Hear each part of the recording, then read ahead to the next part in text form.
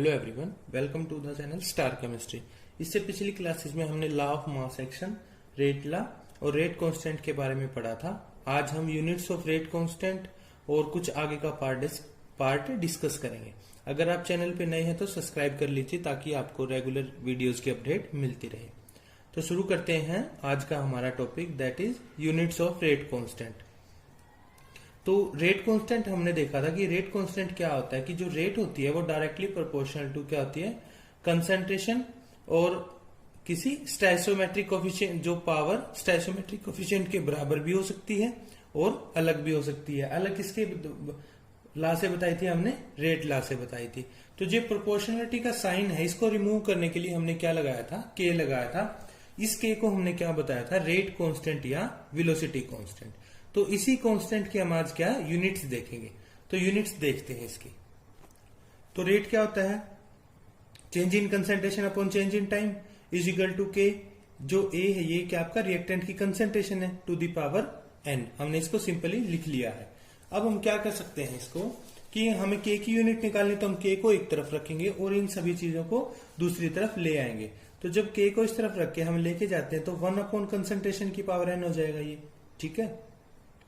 इसके बाद क्या होगा कि हम जो dx क्या है आपका चेंज इन कंसंट्रेशन है, इसको हमने कंसंट्रेशन लिख लिया, और dt क्या है आपका टाइम है, ठीक है। तो चेंज इन टाइम है लेकिन है तो टाइम ही, ऐसे ही ये चेंज इन कंसंट्रेशन है लेकिन है तो कंसंट्रेशन, इसलिए हमने इसको कंसंट्रेशन लिख लिया, ये टाइम, और ये क्या है 1 upon concentration to the power n. अब हम क्या करेंगे, इन कंसंट्रेशन टर्म को एक तरफ रख के करते हैं। तो कैसे, इसको ऊपर लेके जाएंगे तो क्या ये प्लस का है, ऊपर जाएगा तो माइनस का हो जाएगा। तो देखते हैं कंसंट्रेशन अपॉन टाइम, और ये जब इसको ऊपर लेके गए तो एन यहाँ जो नीचे प्लस का था डिवाइड में, ये अब ऊपर जाके क्या हो गया माइनस का एन। तो अब क्या करेंगे, कंसंट्रेशन को यहां से जब कॉमन लेके करते हैं तो क्या आएगा, concentration to the power 1 minus n, क्योंकि यहाँ पे 1 था और ये माइनस एन है, तो कॉमन लेके करेंगे तो क्या हो जाएगा 1 माइनस एन हो जाएगा अपॉन टाइम। तो अब हमारे पास ये के की क्या आ गई है, यूनिट्स आ गई है। अब कंसंट्रेशन को हम किस में लिखते हैं, कंसंट्रेशन क्या होता है आपका मोल पर लीटर होता है। तो अब हम बस वही लिखेंगे कंसंट्रेशन। यहाँ पे हमने सिंपली एक बार इसको और सॉल्व कर लिया है ताकि कंफ्यूजन बहुत ना के बराबर हो। 1 minus n upon time, time को जब ऊपर लेके जाएंगे तो क्या हो जाएगा इनवर्स, ठीक है। तो यहाँ पे 1 था, ऊपर लेके गए तो -1 हो गया आपका। अब इसके बाद हम इसको लिखेंगे कंसंट्रेशन को क्या, मोल पर लीटर 1 माइनस एन, और ये क्या आपका सेकेंड इनवर्स। तो ये किसके आ गई है, आपकी रेट कांस्टेंट की यूनिट्स आ गई है, ठीक है। अब यहां से जो n की वैल्यू है उससे हम चेंज करके जो रेट कांस्टेंट है उसकी वैल्यू को फाइंड आउट कर सकते हैं। तो ये n क्या था हमारा, order of reaction find out करते हैं हम।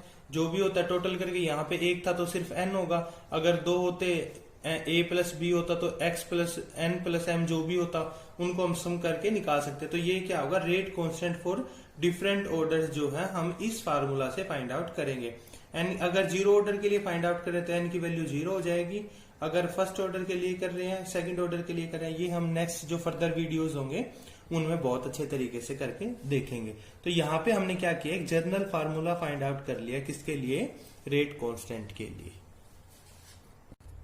इसके बाद हमारा अगला टॉपिक आता है ऑर्डर ऑफ रिएक्शन। तो ऑर्डर ऑफ रिएक्शन क्या है कि हमने देखा था कि जो रेट लॉ है, रेट ऑफ रिएक्शन है, वो किससे बताया था हमने, रेट लॉ से बताया था, जो हमने एक्सपेरिमेंटली कैलकुलेट किया था। तो जो पावर्स होती हैं किसकी, रिएक्टेंट्स की, तो जो पावर्स होती है रिएक्टेंट्स की कंसंट्रेशन टर्म्स की, जो रेट लॉ के अंदर लिखते हैं, उनके सम को हम क्या बोलते हैं, ऑर्डर ऑफ रिएक्शन बोलते हैं। देखो कैसे इसको अच्छे तरीके से समझते हैं कि ये हमारे पास कोई रिएक्शन है कि आपका A reactant B reactant product form करता है। तो रेट ऑफ रिएक्शन क्या होगा, K into concentration of A is to power raise to power X. अब ये x क्या है, x इस कोफिशिएंट के बराबर भी हो सकता है और इससे अलग भी हो सकता है। कहां से फाइंड आउट किया था हमने, रेट लॉ से फाइंड आउट किया था। और जो b है, b की जो पावर है वो क्या y है, तो y किसके स्टैचोमेट्रिक कोफिशिएंट जो b है बैलेंस केमिकल इक्वेशन में, इसके बराबर भी हो सकता है और इससे अलग भी हो सकता है। तो ये क्या आ गया, रेट ऑफ रिएक्शन हमने बता दिया है। तो जो इन पावर्स का जो सम है, इन पावर्स का जो सम है उसको हम क्या बोलते हैं, ऑर्डर ऑफ रिएक्शन बोलते हैं। इसी से हमें पता लगता है कि जो आपकी रिएक्शन है वो किस ऑर्डर की है, आपकी फर्स्ट ऑर्डर की रिएक्शन है, आपकी सेकंड ऑर्डर की रिएक्शन है, थर्ड ऑर्डर की रिएक्शन है। इसको हम कैसे फाइंड आउट करते हैं? और एक्सपेरिमेंटली फाइंड आउट करते हैं, क्योंकि किस पे बेस है? रेट लॉ पे बेस है, जिसको हमने कैसे फाइंड आउट किया था? एक्सपेरिमेंटली। तो इतना सा कंसेप्ट है, लेकिन इंपॉर्टेंट कंसेप्ट है आपका। तो the reaction can be zero first order, second order, depending upon the sum of powers. की जो ये पावर्स हैं इनका सम अगर जीरो आता है तो कैसी होगी? जीरो ऑर्डर रिएक्शन होगी। अगर इन दोनों का सम 1 आता है तो कैसी होगी? First order. अगर इनका 2 आता है तो कैसी होगी? सेकंड ऑर्डर रिएक्शन होगी। तो इसके अलावा एक बात जो आती है कि ये जो ऑर्डर ऑफ रिएक्शन है ये कैसा हो सकता है? आपका फ्रैक्शनल भी हो सकता है। तो देखते हैं, किसी एग्जांपल से समझते हैं कि आपकी रिएक्शन है NO2 प्लस F2 क्या फॉर्म करती है? NO2F। ये आपकी बैलेंस केमिकल इक्वेशन है। तो फ्रॉम रेट लॉ, ठीक है, तो रेट लॉ से जो रिएक्शन है, रेट ऑफ रिएक्शन, उसको कैसे शो करेंगे हम? Rate of reaction is directly proportional to कैसे? कंसेंट्रेशन ऑफ रिएक्टेंट्स, ये NO2 into concentration of F2। लेकिन यहाँ पे हमने देखा कि यहाँ पे तो जो 2 दिया है, लेकिन हमने यहाँ पे नहीं लगाया। क्यों नहीं लगाया? क्योंकि ये हमने एक्सपेरिमेंटली फाइंड आउट किया है, ठीक है। अगर जो हमने लॉ ऑफ मास एक्शन से देखा था उसमें तो हम डायरेक्ट लगा रहे थे, यहाँ पे अगर 2 था तो ये 2 लगा देते। लेकिन हमने देखा था जो आपकी कुछ रिएक्शंस होती हैं जिनमें आपका law of mass action follow नहीं होता है, इसीलिए हमने क्या फाइंड आउट किया था? रेट लॉ बताया था। और रेट लॉ से जो आती है रेट ऑफ रिएक्शन वो ये होगी आपकी। तो प्रोपोर्शनलिटी का साइन रिमूव करेंगे तो क्या आएगा? के इंटू NO2 और F2 आएगा। अब हम क्या करेंगे? ऑर्डर फाइंड आउट करना है। तो ऑर्डर हम कैसे फाइंड आउट करेंगे? NO2 की पावर कितनी है? कुछ भी नहीं है, तो 1 लगाएंगे हम। और यहाँ पे भी 1 है, ठीक है। तो 1 + 1 कितना हो गया? 2। तो इससे क्या पता लगेगा जो ये रिएक्शन है आपकी वो किस टाइप की है? सेकंड ऑर्डर टाइप की रिएक्शन है। एक एग्जांपल देखते हैं कि हमने कहा था कि फ्रैक्शन में भी हो सकता है। तो फ्रैक्शन में कैसे होगा वो देखते हैं कि डिकम्पोजिशन ऑफ एसिटाल्डिहाइड, कि आपका एसिटाल्डिहाइड CH3CHO जब ये 723 केल्विन टेम्परेचर पे डिकम्पोज होता है तो क्या बनता है आपका? CH4 + CO, methane plus carbon monoxide बनती है। तो अब ये क्या है? होना तो चाहिए कितना? ये सिंपल दिखा रहा है कि आपकी फर्स्ट ऑर्डर रिएक्शन होनी चाहिए, लेकिन ये आपकी फर्स्ट ऑर्डर रिएक्शन नहीं है। इसका ऑर्डर ऑफ रिएक्शन कितना है? 1.5 है। तो कहने का मतलब 1.5 कैसे हो सकता है आपका?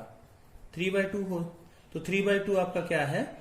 फ्रैक्शन के अंदर है, तो ये आपका फ्रैक्शन में होगा। तो जो ये था आपका, ये भी कैसा होगा आपका? 3/2। आपका कोई भी हो सकता है, आपका 5/2 भी हो सकता है। इस प्रकार से आपका क्या होगा? ऑर्डर ऑफ रिएक्शन होगा। तो फिर आता है आपका combination of H2 plus Br2। ये भी कैसी है आपकी? फ्रैक्शन में आएगा आपका इसका ऑर्डर ऑफ रिएक्शन। तो इसको हम लिखते हैं तो क्या आएगा इसका rate? K into H2, concentration of H2 concentration of Br2 to the power half. तो ये कितना आएगा आपका ऑर्डर ऑफ रिएक्शन? 1 + हाफ कितना हो जाएगा? 1.5। तो आपने देखा कि ऑर्डर ऑफ रिएक्शन कैसा है? फ्रैक्शन में है यहाँ पे। तो हमने ऑर्डर ऑफ रिएक्शन का कंसेप्ट देख लिया। इसके बाद आती है आपकी मोलिकुलरिटी ऑफ ए रिएक्शन। तो मोलिकुलरिटी ऑफ ए रिएक्शन आपने नाम बहुत सुना होगा, तो अभी देखते हैं ये क्या होती है। तो मोलिकुलरिटी ऑफ रिएक्शन क्या है कि नंबर ऑफ स्पीसीज, वो स्पीसीज क्या हो सकते हैं? आपकी एटम्स हो सकते हैं, आयंस हो सकते हैं और मॉलिक्यूल्स हो सकते हैं। Which must collide simultaneously so as a result into a chemical reaction is called molecularity of a reaction. कहने का मतलब कि कितनी स्पीसीज, कितने एटम्स या आयंस या मॉलिक्यूल आपके एक साथ कोलाइड करते हैं ताकि आपकी क्या हो सके? केमिकल रिएक्शन हो सके। तो उसको हम क्या बोलते हैं? Molecularity of reaction. कहने का मतलब कि एक साथ जितने भी मॉलिक्यूल कोलाइड करेंगे उनका कोलिजन होगा। कोलिजन होने की वजह से क्या होती है? आपकी रिएक्शन होती है। तो एक साथ कितने आपके स्पीसीज के कोलिजन की वजह से आपकी रिएक्शन हो रही है, उसको आप क्या बोलते हैं? मोलिकुलरिटी बोलते हैं। तो it is a number of species taking part in a chemical reaction, की कितने आपके number of species take part कर रहे हैं केमिकल रिएक्शन में, वो हमें इस मोलिकुलरिटी से बताएगी। It can have only integral value. कहने का मतलब ये कैसी होगी? इंटीग्रल वैल्यू होगी 1 2 3 4 5। क्योंकि देखो आपका ये ऐसा तो हो नहीं सकता कि 0.5 मोल आपका कोई रिएक्ट कर रहा है या 0.5 एटम आपका क्या कर रहा है? कोलाइड कर रहा है दूसरे 0.5 के साथ। तो क्या होगा? हमेशा एक एटम के साथ करेगा, या आपके दो होंगे आपके, या 3 होंगे। तो इस प्रकार से आपकी इंटीग्रल वैल्यू होगी आपकी, डेसिमल या आपके फ्रैक्शन में नहीं होगी। एग्जांपल देखते हैं। PCl5, क्या इससे डिकम्पोजिशन ऑफ PCl5 आपका है, तो ये क्या होगा, PCl3 प्लस Cl2 बनाता है। तो ये किस टाइप की आपकी यूनिमोलिकुलर रिएक्शन है। आप देख रहे हो कि यहाँ पे एक मोलिक्यूल है। तो इससे और एग्जांपल देखते हैं। 2 आपका HI क्या फॉर्म करता है, H2 plus I2, decomposition reaction का एग्जांपल है ये भी। तो इसमें आप देख रहे हैं कि 2 HI के मोलिक्यूल है, तो कैसे आपकी बाइमोलिकुलर रिएक्शन है। तो इस प्रकार हमें मोलिकुलरिटी पता लगती है।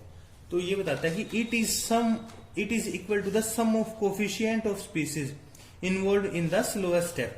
हमने देखा था लास्ट क्लास में, जो हमने पढ़ा था कि हर एक रिएक्शन का कोई ना कोई स्लो स्टेप है जिससे क्या होती है, आपकी रिएक्शन होती है। तो उसके अंदर कितने आपके जो स्पीसीज है वो इन्वॉल्व हो रही है, उन सभी का जो सम होगा, कोफिशिएंट का सम। जैसे आप देखें कि 2HI या देखते हैं 2H2 प्लस O2 क्या फॉर्म करता है आपका, H2O, 2H2O ऐसे, ठीक है। अगर किसी रिएक्शन का, ये सिंपल रिएक्शन हम एक एग्जांपल के थ्रू समझ रहे हैं, अगर ये इस रिएक्शन का स्लोएस्ट स्टेप होता तो इसके अंदर 2 तो H2 और 1 O2, 3 हो रहे होते तो इसकी मोलिकुलरिटी कितनी हो जाती, 3 हो जाती। तो इस प्रकार से जो अलग अलग है, कोई ये सिर्फ बताया मैंने स्लोएस्ट स्टेप का, तो अगर ये कोफिशिएंट है, इन सभी का सम हो जाएगा जो स्लोएस्ट स्टेप के अंदर होगा। तो इसके बाद आती है आपकी जनरली 1 और 2 species are involve, hence most of the reactions are इधर यूनिमोलिकुलर और बायोमोलिकुलर। कि जनरली आपकी देखते हैं हम 1 या 2 स्पीसीज ही कोलाइड करती है, क्योंकि एक साथ अगर सपोज कर लिया 4 स्पीसीज हैं आपकी, ठीक है, 4 अलग अलग एटम्स हैं, वो चारों एटम एक साथ एक टाइम पे कोलाइड करेंगे, ऐसा पॉसिबिलिटी या प्रोबेबिलिटी वेरी वेरी लेस होती है, ठीक है। बहुत कम प्रोबेबिलिटी होने की वजह से जो आपकी रिएक्शन है वो प्रोसीड नहीं हो पाती। इसीलिए हमने क्या बताया था, स्लोएस्ट स्टेप, कि अगर 3 स्टेप की 4 स्टेप की रिएक्शन है तो उसमें कोई ना कोई स्लो स्टेप होगा, और उस स्लो स्टेप के अंदर जितने भी आपके स्पीसीज इन्वॉल्व होंगे वो उन सभी का सम क्या होगा, आपका मोलिकुलरिटी होगा। तो ये आपका क्या बताया था, यूनिमोलिकुलर और बायोमोलिकुलर के बारे में हमने डिस्कस किया है।